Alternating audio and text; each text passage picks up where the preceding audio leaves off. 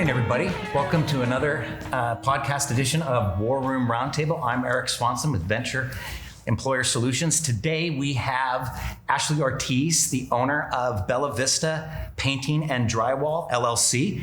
And behind the camera, we have Dean Cambray of Cambray Media Productions and my partner, Steve Shaff, the owner of PDX IT Solutions. We've been sitting and chit-chatting behind the scenes. There's some great B-roll here, I'm sure, offline. But we were talking about your background and how how this all got started. And you were talking about how you were Native, and I have some Native in my family. On my son's side, his mom is a quarter Nisqually, so that dovetails into you becoming a business owner. And so I've got some curated questions here I want to ask you, but let's just talk about being a female business owner. What has that been like? Have you had opportunities to leverage being women, minority owned, female owned, having the Native, background and being able to use those scenarios to develop the company's growth? So we recently actually have become minority certified. They won't let me be woman certified for two reasons. One, it's the certifications for the actual person, not the company. So even though I can run this company and my husband cannot, I can't be the certified woman because I don't do the actual work. Like I couldn't do the job from start to finish. Federal guidelines? That's a federal? That's state level. I haven't done my federal ones yet, but Oregon, Washington, I've done. So that and my husband and I file 50-50 on our taxes. Even though I was like, well, going forward, we'd be 49-51. They're like, no, because then it just looks like you did that just to become a woman. I'm like, are you kidding me? I was so mad. But I get to be minority because I am Now, when you say Native. they, is this business consultants? No names specifically, but is this No, like this is actual, the COVID certification people at the state level. Yeah. But I get to be minority certified because I am a quarter Native. I'm actually enrolled with the tribe, the North Dakota Turtle Mountain tribe. My grandma was born and raised there on the reservation. I've never been. My mom had been back, but I've never been. So we just recently got that certification finalized just at the end of 2025, I think. That helps more in the commercial world, which is where we're trying to grow towards. So it hasn't helped us quite yet. But being a woman owned in residential, I get a lot of feedback. It's a woman that I'm mostly dealing with, and they absolutely love that it's a woman that comes to their house, especially in a male populated industry. No kidding. So how long have you been in business? Since February 2018. Okay, so quite a while. Yeah, 8 years now. Yeah. I was going to say, do the quick math. 1, 2, 3, 8 years. Okay, 8 so years. Tell us, how did that come about? What was the initiative for? We're going into business for ourselves.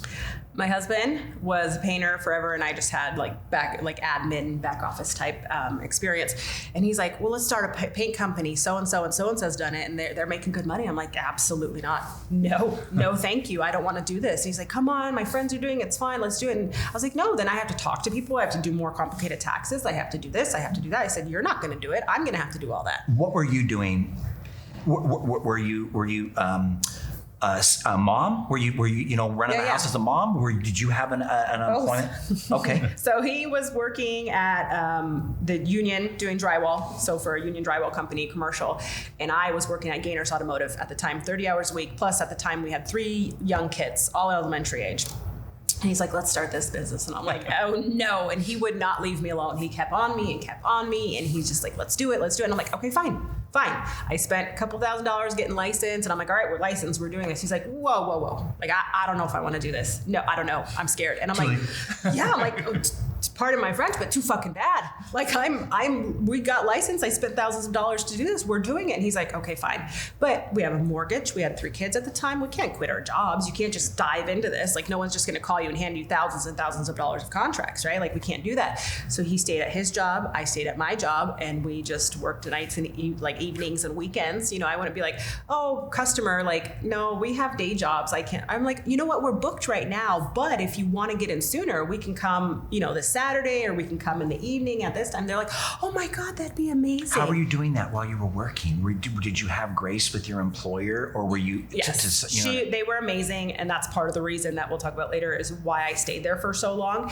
is because they were great. Like I sat right across from my boss. Like she was amazing. She's always like, hey, did you file your B&O taxes? Did you, like, she was always on me like, hey, did you do this for your business? And we actually painted a couple of their shops as well. So they knew that we were in business. They knew that we were starting this. My dad was one of my husband's bosses. He knew that we were starting this. So, and they knew, they all knew. It gets me, I'm getting emotional just thinking about that, because it's just great that you have support. Whatever that support is that whether it's emotional or financial, but just somebody there that can be mentoring you and giving you some coaching. Because as I'm listening to you, the reason that you needed to keep those other employment opportunities was probably because of healthcare, right? Was because you needed to make sure that healthcare was amazing. The union benefits we had. Oh God, yes. Now, is this in reference to now you're not a part of the union benefits and you're on your own as an employer and you're wading through all of that nonsense? So is it night and day? So union, we didn't pay a penny for that. That came from his employer. Our deductible is $300 a person. Our max out of pocket, I think, was $1,200. If we met our deductible in the last 3 months of the year, it would roll over into the next year. It paid for $2,000 worth of braces for all of my kids. Not my husband, not the insurance holder did not cover his braces though, because he's over 25 or whatever the case was. But those benefits were so good. I loved those benefits. I miss those ones. But yeah, no, there's nothing compares to those. You talked about the early days, driving the kids to paint apartments in Wilsonville until 10 p.m., 6 or 7 nights a week. And you're living in Vancouver, Washington, just across the river, but that's a drive. Yeah. And what did that season or that experience teach you about what you and your husband, Luis, each were built for? Like, what did that teach you in terms of your mettle, your capacity to handle what we were talking about, being able to focus? Like, what did that experience teach you? Well, it taught me my stomach was made of iron and I could eat 7-Eleven pizzas every day. Or what did it show you? Yeah, so you said that earlier. That's funny. But what did it show you? Did it prove anything to you that, you know what, I can do this? It really pushed us to figure it out, because we don't want to. So I'd get off work 30 hours a week, right? I'd get off work, pick up the kids, go grab whatever food, and then drive to Wilsonville, which without traffic is a good 40 minutes from Vancouver. Luis would get off. Luis would get off work and go get the unit started. I'd grab the kids and all right, kids, we're painting tonight in these apartments. It was like $200 a unit, and that was insane because these units were not small. So we're just there. Kids are helping me. That's a good dollar. That's a good price. You're saying it was not. No, it's too cheap. Okay, it was not worth it. But it was work. It was work to get our name out there, and so we did that for a while, and then eventually started. I would network my butt off as much as I could, and then I started meeting people, start getting our other side business in addition to that, and then eventually we're like, all right, this part's not worth it anymore for us, and then we got busier and busier, and just kind of from there we grew, and it just we learned how much we could handle that. And eventually Luis was like, I need one day off, and I'm like, okay, you can have Sundays, that's fine. You can have Sunday. Yeah. When did you start adding employees? Oh God, I want to say, because we didn't have enough work to maintain one. So we had his brother helping us sometimes. He worked more full-time for my husband's cousin, but sometimes when we needed help, we would borrow him. And so I'd say probably about 19 or 20, probably 20, beginning of 2020. That's when we kind of had one of his brothers on with us full time, and then that was around when COVID first started. Around what was it, March, when everything went crazy here. It was around then, and then around August, that's when it really got crazy because the rates had just went down to like 2% or whatever crazy rates. Mortgage rates. Yeah, mortgage rates got so low. So commercial drywall, there was like no work. Like you can't get windows installed, you can't install drywall. Like so, they eventually laid off everyone, and the only people working were like the top foremans. So 2021, 2022, or is this 2023? We're still in 2020. So this is about August of 2020. And one week I'm like, Dad, like I got a lot of work this week. Can I have Luis? Like we had one brother working with us full time at the time. And I said, can I have him this week? And he's like, yeah, we have no work, take him. And the next week, Dad, can I have him? I need him again. And it just kind of kept happening, a month, 2 months, 3 months. And finally we're working, rolling full time, Luis and one brother for us. And every once in a while we'd have another brother come help us. And then the union, he just kind of faded away from that. He kept paying his dues for, I can't remember, 6 months to a year after, just in case. But yeah, the commercial drywall was just dead. I mean, you couldn't get any materials. You couldn't get anything. You talked about as as you've evolved, and this is happening. We're making a life of this. We're untethered from the union. We're live without a net, and you've called it your park bench epiphany. And this was on your website. I think it's wonderful. And this is where a company tells its story when they have a story. And you said it's, quote, my park bench epiphany. You were having lunch with your kids at noon for the first time right after you quit your job. Tell me a little bit about that. What was that? What did that feel like? What was that epiphany? Oh, God, it was amazing. So Luis had left the union officially pretty much around August, September of 2020, and I suffered still. I was suffering a lot because I was trying to work 30 hours a week at Gaynors Automotive while I got to call and order paint. My husband's calling me, he needs this. I got an estimate, I got all these things, and I'm like, oh my gosh, my boss is not here. Let me go answer this phone call real quick, and she was really lenient, but I still try to respect my time that they were paying me for. So I had a different business coach at the time, and she said, in all honesty, you don't want to quit your job because you don't want to be uncomfortable for 5 minutes. And I said, oh my God, yes. I can relate. I said, I love my job. I love my boss. I don't need the income, but I'm uncomfortable to leave my job. And she said, you're making yourself suffer and be miserable day in and day out just so you're not uncomfortable for 5 minutes. And I'm like, holy crap, she's right. And then one day, I can't remember, a month later, however long it was, I finally was like, all right, I'm doing it. Today's the day. My boss isn't here yet. Today's the day. I'm doing it today. Like, I didn't tell my coach. I didn't tell anyone. I just did it. I just decided that day, all right, I don't know why, maybe because, ADHD and I just spontaneous do this stuff. I'm like, all right, today's the day. I'm going to quit. And so she gets to the job, and I'm like, I have to talk to you. And she's like, oh God, what happened? And I'm like, I just started crying. I'm like, I can't handle anymore. And she's like, oh my God. She gave me a big hug. She's like, it's totally fine. It wasn't even 5 minutes that I was uncomfortable, and it was totally fine. I gave her like more than a month's notice. So my last day of work was the kids' last day of school. So that was the very next day. It was a Thursday, and I'm at the park with my kids in the middle of the day having lunch while also, handling business, whatever. And that was the first time I've ever been able to do that. I have so many questions that I don't think we're going to have enough time, because I'm really these are wonderful questions and answers. And I'm not bragging because of the questions, but the answers are the best. Steve, do you have any questions off the top of your head that you would like to ask Ashley? I'm very fascinated about your history and how you got started and everything. And,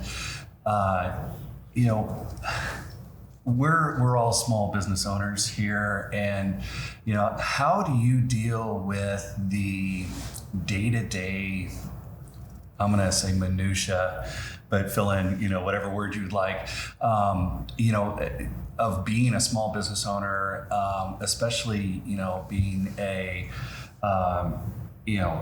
Native American and a woman, and how do you in the trades in the trades, and how do you deal with the day-to-day operations and dealing with I want to say male-centric machismo. Yeah, someone, I can't remember who it was. And I said, I'm in a male-dominated field. They're like, it's not male-dominated, it's male-populated. And I'm like, oh, I like that one. Yeah. Not dominated, populated. I kind of like it because, again, excuse my French, but I like to show them my balls are bigger than theirs. Like, I was raised by a single father in the trades. Yeah. Like, so I don't know how I've never been brought into HR, but from my mouth, I've always worked in, mechanical shops, auto body shops. Like, I've always worked around a bunch of men, and my mouth is worse than theirs. But really, back to your question, delegation. Once I learned how to delegate, like, oh my God, I love it. I freaking love it. You get a job, and you get a job, and you get it. Like, oh my God, I'm the Oprah of delegation. I love it. Really? Absolutely. The Oprah of delegation. That is original. I used to be too scared, right? Like, I had to have that control and do everything. And now I'm like, you got that. You got that. And you got, I can relate. I love delegating. I love it. It was very scary at first. My current business coach, who I initially signed up for only 9 months, back in October of 2022, and now I'm still with her. I keep redoing it. I just keep meeting with her. She's like that big aunt that I just love having. When I first talked to her for our initial consult, she's like, by the time we're done working together, you're going to hire an estimator. And in my mind, I'm like, bullshit. No, we're not. No, I'm not. No, it's not going to happen. There's no way it's going to happen. Not even at the 9 months. 6 months in, I think I had hired somebody, and she's still with me. 3 years later, she's still with me. On that note about hiring an estimator, I have a question for that specifically. Yeah. When you hired that estimator and then you're delegating, you still focus on the little things, though. I mean, you're not saying that you're. Oh, it was at that time. I still didn't even delegate. I didn't give her anything. She was thrown into the deep end because she kind of had to be, only because she had been with us. She started in the summer of 23. Okay. And then around March that following year, my brother-in-law, my husband and his brothers went to North Carolina to bring their brother over here who was diagnosed stomach cancer, stage 4 stomach cancer. So they brought him here. And so we were dealing with that. He got here that same night. We brought him to the hospital. He was dying. Like, he was not doing good. So we brought him to the hospital. So then we're all taking shifts at the hospital. And at that point, it's like, I have estimate appointments. I can't go to these. Like, I've got to be here with the family. So I'm like, all right, Kellen, go ahead. She was forced in. It was good for me and it was good for her, because otherwise I would have kept the training wheels on forever. Yeah. So we were forced to do that. And then he ended up passing away, I think, a week later, and that was in March. And so we had planned a pregnancy. And so I was 3 months pregnant at that time. And none of them knew. I didn't want to tell any of them, right? A couple of my family members knew, but none of my husband's, because I wanted my mother-in-law to be the first one to know. And so kind of for that, it was going to be the first Mother's Day that she was not going to receive a phone call from her son. So I'm like, okay, let's go down there. Let's go to Honduras, where my husband's from. I said, let's go there and surprise her and bring her this gift, right? And so we did. I was 5 months by then. So we brought this gift to tell everyone that I was pregnant, which, by the way, was also planned around my being an entrepreneur. So we were there for 5 weeks in May. Honduras. No, 3. I'm sorry, 3 weeks. Yes, in Honduras in May, which is like the beginning of our busy season. So sorry, Kellen, you got that. This was my question specifically about you hiring an estimator and delegating. Yeah. The story ends up becoming that you're now able to spend a little more time in Honduras. When I first met Ashley, it was through our networking group, and it's an online networking group. I thought she was down in Honduras full time. I didn't know. I honestly thought doing a Zoom call from then. Wow. I mean, she's working, and I was just so fascinated. And then we had a one-to-one, and I said, so are you full-time? She said, oh, no, I'm just visiting there, but we got family. So the part of the delegation has enabled you to have a little more time with family, like for real family. Oh, yeah. This is a quote from you. You've described Luis is the craft. I'm the voice. That plays into Steve's question about what's the yin and the yang? Where do you thrive and he's, maybe less experienced? Where do you guys bounce off of one another? We are so yin and yang. We're so opposite. No kidding. Oh God, yes. He's a super hard worker, like hands-on. And you're not? Oh God, I'm lazy. Oh, I'm so lazy. Oh, I don't believe that for 1 minute. I'm lazy in the aspect that I want my money to work for me, and he wants to work for his money. So we're so opposite when it comes to that. He's a physical worker. He wants boots on the ground. He's doing it, and I don't. I'm not that at all. I want my money to work for me. I will delegate. I will figure out how to make money while I'm not working. And one of my absolute favorite stories is when we were in Honduras to go bring this pregnancy surprise to my mother-in-law. We were in the middle of these beautiful mountains way up there in the river, just chilling. And I'm like texting Kellen, my employee, about a deposit. And my oldest son, Daniel, he was 15, 16 at the time. He's now 18, just graduated. He's like, wait, you're getting money in your account right now while we're here? And I said, yeah. Money is going to my business account right now while I'm sitting in the middle of a river in this beautiful mountain. He's like, wait, but how? You're like not working. I'm like, I am. Like, I'm texting about a deposit. He goes, but you're here in Honduras. You're not there. Like, how are you still getting money?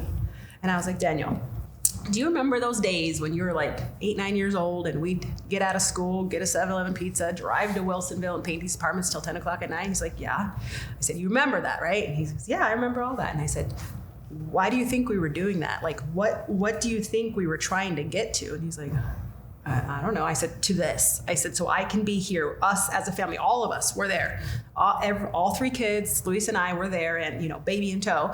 We were all there making money while enjoying this beautiful country and family members, while I had employees actively working on the ground here. I said, all those struggling 7 days a week nights that we were doing that, and when it was exhausting and you guys hated it, this is what we were working towards. And you could just see this light bulb go off in his head. And I'm like, oh, proud mom moment, I did it. Like he gets it.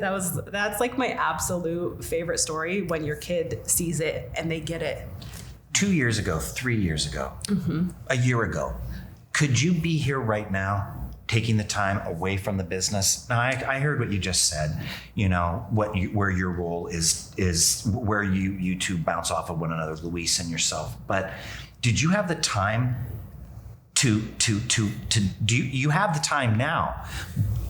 But you're not saying that you're heading down to Honduras all the time. I mean, you Luis had not had a vacation for like ever until you started the business. No, so he did. I did not. Okay, so that was part of my business coach, right? So I love her. Are you always on, is what I'm saying? Do you ever have the ability to turn it off? I kind of, yeah. So even when I'm in Honduras, I still do some stuff. Like I still have to make sure the estimates go out. Like Kellen writes everything and Luis and I just review it, and then we allow it to be sent out. And then we also assign the job tasks. But that's it. It's like an hour a day, if that, while we're down there. So before, Luis would always go to Honduras for a month at a time, just him, without, me and the kids. It would just be him, because I still had to work. I had a business, there was a way I could do it. And that was part of my complaint with my business coach. And I said, I could never do that. And she goes, why not? Why can't you do that? I said, I have a business to run. She goes, you're going to hire an employee. And sure enough, every year we go for a month, at least every year. You've mentioned fixing jobs where companies skipped prep work entirely. Was there ever a job or a client or an employee solution where one crew member got it wrong, or you had to fix it, or one crew member got it right, and you said, wow, this is part of empowering my employees? Has there ever been a scenario like that? This is a question that aligns with how you supervise your team. What is it like, working out there in a volatile state like Oregon and Washington, as a business, as an employer? So what has that taught you about where have you gotten some things right? Where have you gotten some things wrong? And, this whole premise of, and I believe in it, you've got to fail. You've got to make some errors in order to overcome it. So we've accidentally broken a couple windows here and there, ladders or pulling out a storm window or something. And I'm like, hey, Mr. Homeowner or Mrs. Homeowner, like, I'm sorry, we broke your window. We're going to pay to fix it unless you have somewhere you want us to take it. And, just take responsibility for that. There's been times, especially in the beginning, where we way underbid a job. And it's like, I'm not going to go back to the homeowner and say, hey, we underbid this. I need another $2,000. Like, that's not happening. Sorry, we got to eat it. Even if we absolutely lose money, that's on us. Like, that's this is why job costing, so we can learn from it.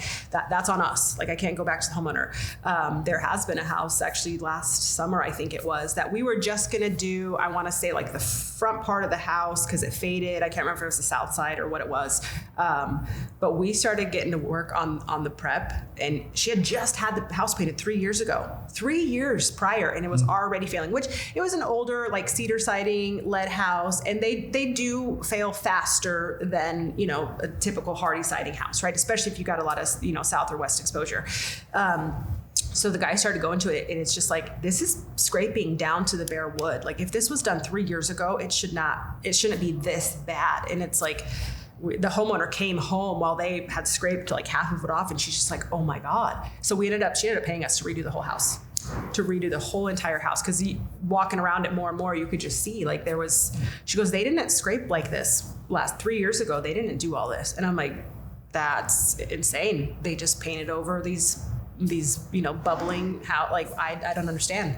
3 years ago, it shouldn't be this bad. Do you find that often with you versus the competition? Is there a wide variety of is there a lot of excess capacity out there? That's what I'm trying to get at. I don't feel like it's too bad. I don't feel like we've had to clean up too much work. I mean, that one was a very specific recent one that we've had to do.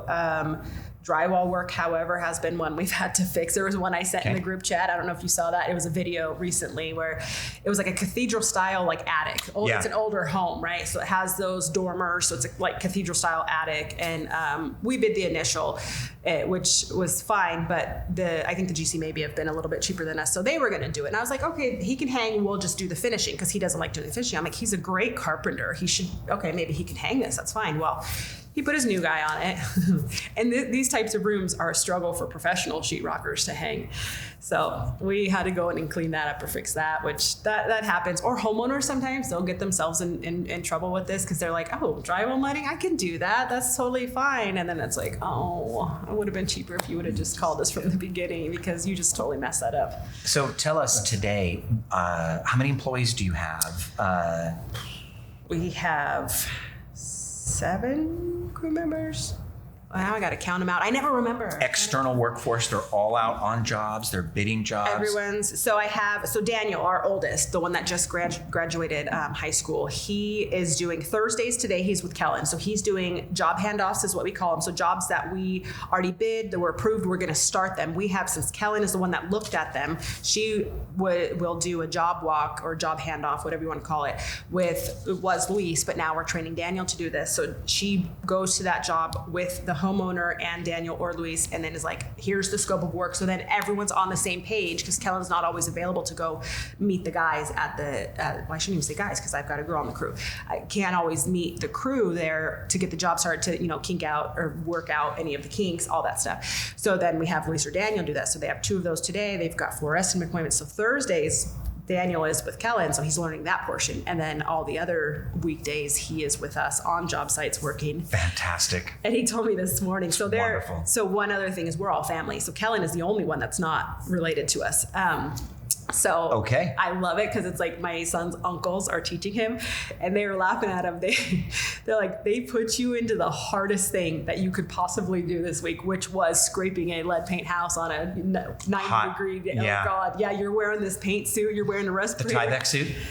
Did he have a Tyvek and was he tied off? I've done hazmat. No, he wasn't tied off, but I've done hazmat. for asbestos, you definitely have to do that. But for lead, it's just kind of a disposable painter suit. So basically you're wearing paper that doesn't breathe, right? And so they sent us a picture and they're like, this guy's going to pass out. Like he's drenched in sweat, It's a great weight loss program. It does. Oh, And this people kid often doesn't even ask. have an ounce of fat on his body. Well, but no, yeah. and the young ones, they'll say, oh, well, gosh, what if I have to use the restroom? Hold it. You No, won't. You're you pouring won't. the sweat out. You sweat out. I mean, you Yeah. end up having in your boots like this much of He did. sweat, Oh, and he you're not was even thinking. drenched. You just basically say, "Don't worry about Yeah, it." Man, don't worry about it. It's not gonna happen. And he was chugging water, and the guys were like, "Stop doing that. You're gonna get sick. It's gonna make you want to vomit." So, and then he almost did, and so they gave him a soda and brought his sugar level right back up. Oh, man. What is taking up the most amount of headspace with Bella Vista? What's been painful? And I actually also wanted to talk about technology because technology can be painful. And you and I have been chit-chatting. You've been really helpful showing me what tradesmen and tradespeople are using to manage their business and job costing and whatnot. Tell me a little bit about what's in your headspace right now. What are you working on? And what you can name drop if you want. If not, no worries. But good, bad, or indifferent, what's a struggle that you're dealing with right now? And then talk to us about some technology. AI. That's my struggle right now. So Why? we're, first of all, if you're not on the AI bandwagon right now, you are so far behind. Like, get on it right now, get on it. So we use JobTread, which is like, oh God, it's the 5th fastest growing software company in the States right now. You've heard of it? Amazing. I have 2 contractors. They're construction companies, as well as a couple of painters that I can't name drop, but amazing. Yeah, It's an amazing program. It is so robust that is scary. Like, that's what's so great about it is it's like this massively blank template that you create to your own, which it's pros and cons for that, right? Like, we went to a training recently in Dallas for it, which is their headquarters. I just went to one in Seattle for it. Plus they are the best support software company ever. Like, the support that they have is amazing. They have all these live and online webinars to learn about it. It's all these partners. So yeah, we can, right now what we're learning is to train Claude to work with it. So we have Otters, how we're recording our job walk. So when Kellen goes out for the estimate appointment, she starts the Otter recording. Yeah. Yep. What is it called? Otter. RAI.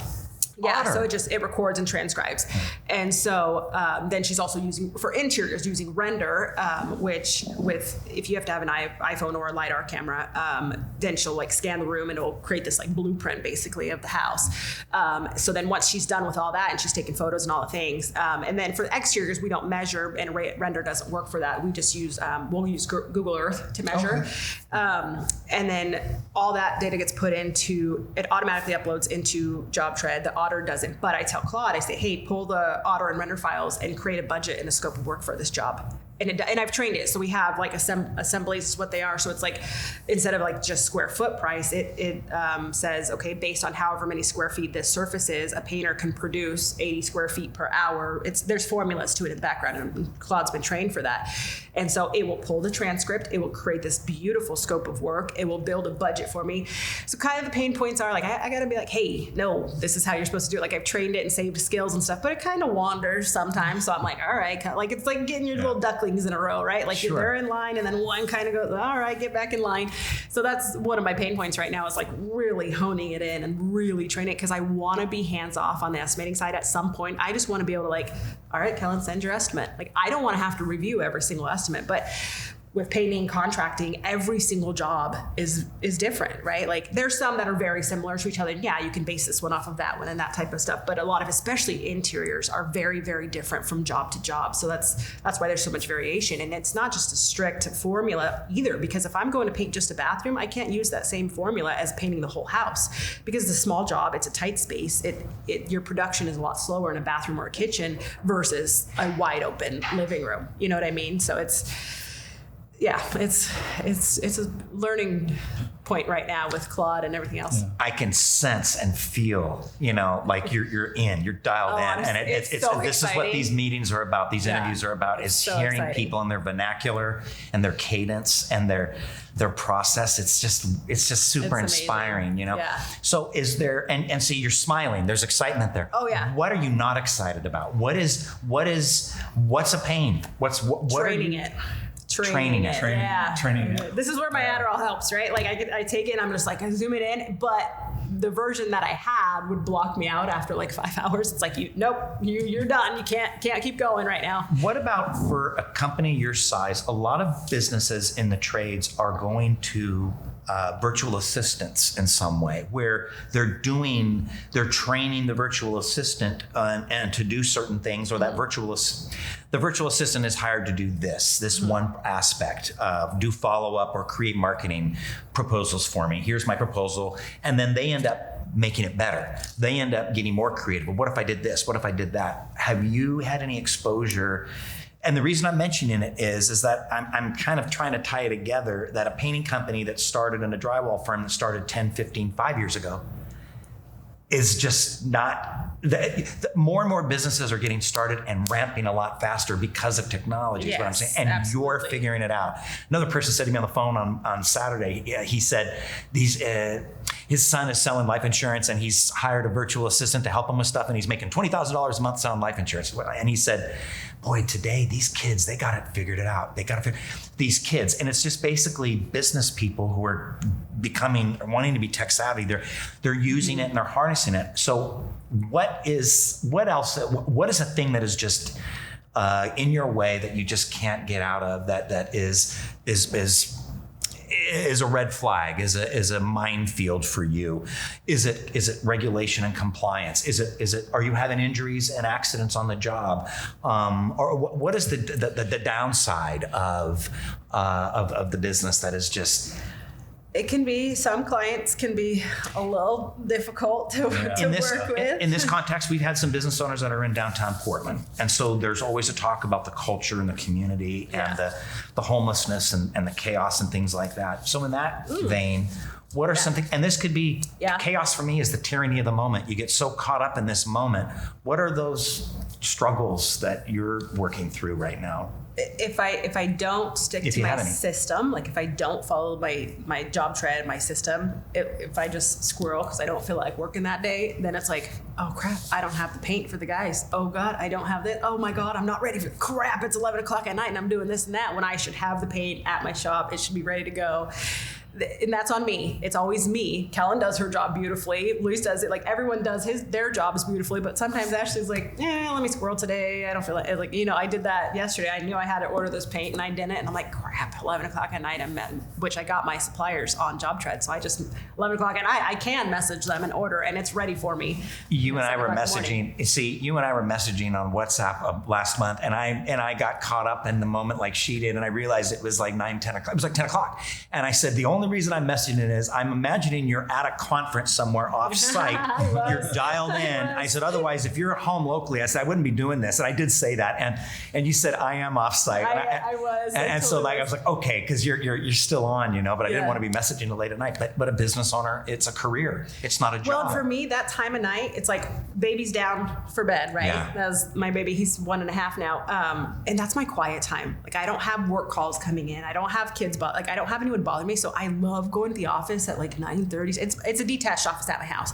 And I just love it. And I just go in there and I just, put on my Netflix right here. And then I zone out and I order my paint. I put in the guys' job sites for tomorrow. And I love it. I love zoning out at that time. The mission for this podcast is to meet and hear business owners and their struggles and how they've overcome opportunity. And you have been absolutely delightful. You've been, and everybody we've met with has been delightful. And everybody brings a different perspective. And your energy and your confidence, your self-confidence, there's a real sense of you can't. I had to fake that until I made it, though. I totally did. No, but I mean, but you made it is what I mean. And slow feet don't eat. And you are somebody that I find that you put out the initiative. And when you're involved in networking and community-based business, you have to just make it happen. And that's what I've seen with you. I'm really proud that you came here today and spoke with us and shared your story with us.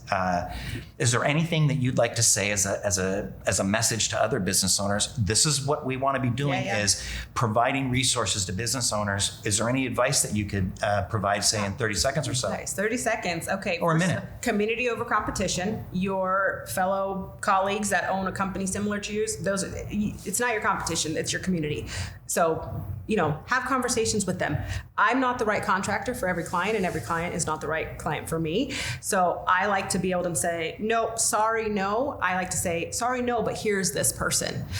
So community over competition is huge. Also, everything in life is a lesson or a blessing. So you're either going to learn from it or you're going to just take off with it. So don't be scared. My husband's not a risk taker. I absolutely am. I will deal with the consequences later. I will either learn or it'll be this amazing thing.